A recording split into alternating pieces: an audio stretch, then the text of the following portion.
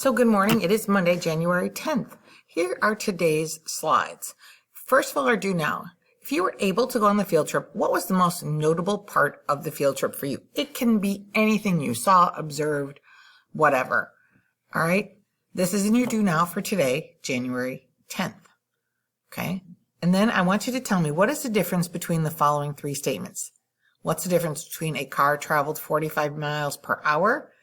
The car traveled 45 miles per hour east. The car sped up at the rate of 45 meters per second squared. I want you to think about it, pause the video, and answer this in your do now.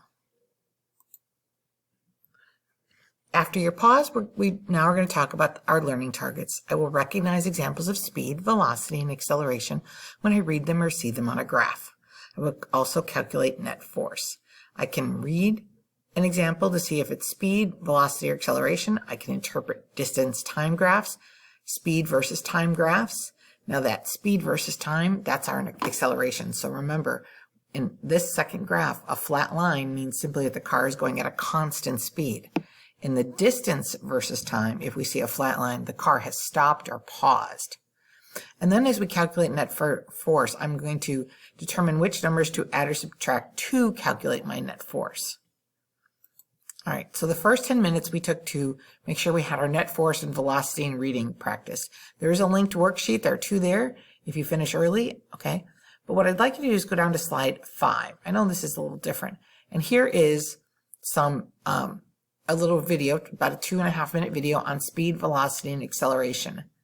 Then I want you to click on the timer, go back to slide 4, and try and figure out if you can write down 2 examples of speed, 2 examples of where you'd see velocity, and 2 examples of where you'd see acceleration. Moving down here, we're going to use the Venn diagram to compare and contrast and what's alike, what's similar, what's different. Okay, and there is actually something that all 3 of them share. That might have to be the phrase meters per second, but each one of these might be just a little tweaked. And then here is the graph below represents the motion of a student during a 20-minute walk through the neighborhood.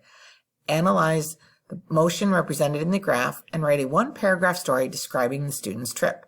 Include the average speed of the student during each part of the trip. Remember, you want to take, so like in here in part A, you would take your distance, 200, because that's the highest in this section, divided by time. That would give you your speed here.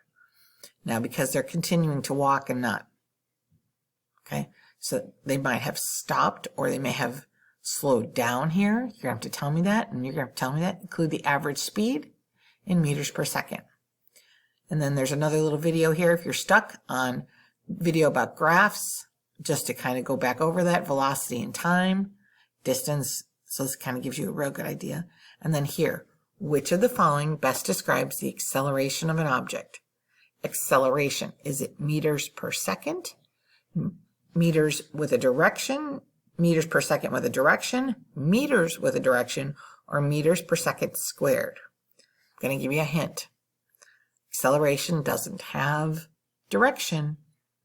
It has time in it. So that could eliminate 2 answers.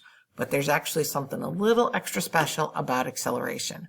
And tomorrow, we're going to have a quiz that will be posted in Schoology for you to use. Have a great day.